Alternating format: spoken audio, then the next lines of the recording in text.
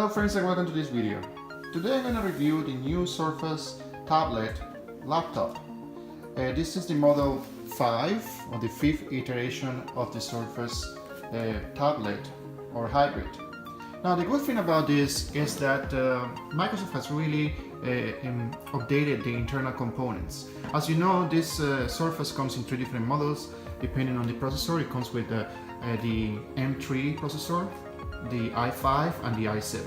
Of course the prices vary depending on which model you buy, and also it has different amounts of RAM. Now just to start, I will discourage you from buying the M3 model. It's a low-end processor that is good only for common things like browsing the internet and maybe some productivity software like Microsoft Word, etc. Now if you want a laptop replacement, you for sure has to go for an i5 or higher. Also, you could buy the i5 with 4 gigs of RAM. That will be enough for most applications. But you do anything related to videos, or if you do anything about related to games and stuff like that, then for sure you will need at least 8 gigabytes. And this is just my recommendation. The price point between the i5 and the i7 is very high, so there's a big price difference between the two models. So I strongly also encourage you that depending on your needs and your budget, I would suggest to buy the i5 like the one I have here. And that's again because of the price point. There's a big price difference between the two. And also the performance difference, although of course the i7 is going to be better, the performance difference is not that dramatic unless you're doing something like intense gaming. But again, if you buy a Surface tablet, it's most likely that you're not going to use it as your main gaming computer. So I will just talk about the specs a little bit. As you can see, this Surface Pro has the variable stand that is really nice and useful. The size of the laptop or the tablet, it's really perfect for me. It's not too big, it's not too small.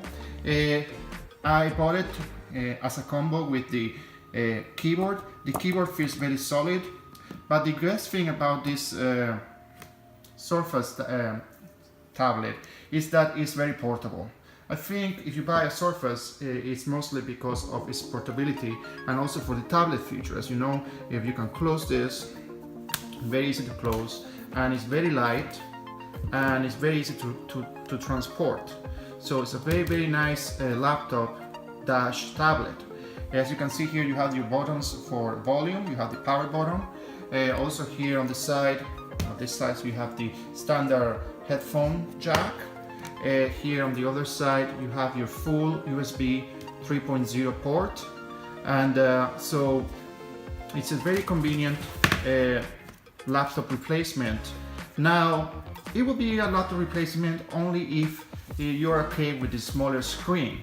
Now, if you don't, then I suggest that you buy a bigger laptop. Now, the bigger laptop alternative, like for example, other Microsoft laptops, they have an advantage in that they offer more specs for less money. So you can buy, for the same amount that you can buy a Surface Pro, you can buy another laptop, a standard laptop, not a combo laptop dash tablet, for the same amount of money, but with much higher specs. Another thing I want to comment is the fact that the Surface tablet comes with different hard drives.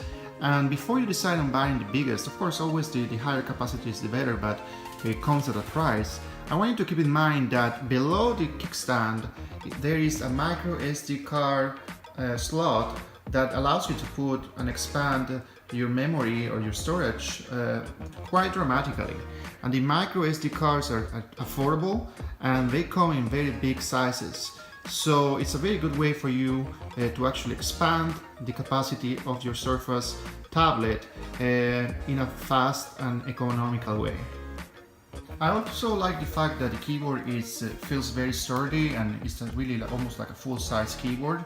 I also like the oversized touchpad that some of the other laptops do not have. It's very responsive, and the fact that the keyboard is backlit illuminated or has light also is very nice. I also appreciate the screen being very sensitive. It is a little bit too much too reflective, as you can see, but I mean most touchscreens are reflective, so it's not a big negative for me. There is one negative, which, well, it's not really negative, but it's not as advertised, and that is the battery life. Microsoft advertised the Surface 5 to last about 14 hours, but that is, I have tested this computer many times, and I have in different situations, and it doesn't come even near close that.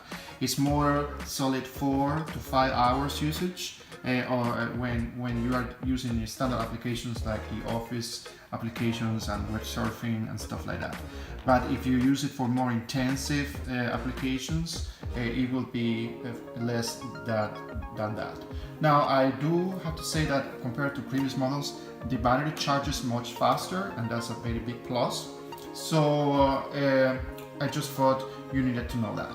So my final verdict is a solid buy, especially if you care about portability, if you want a tablet, laptop that can be placed or stored anywhere, and that is the less possible weight to have.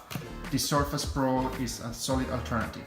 Now, if you don't care about the weight and you can live with a heavier laptop, then there are many other alternatives out there, including from Microsoft, that you can consider that will be cheaper than the Surface Pro and we have better specs. Well, I hope you enjoyed this video, and if you did, please don't forget to subscribe and support this channel. Thank you so much for watching.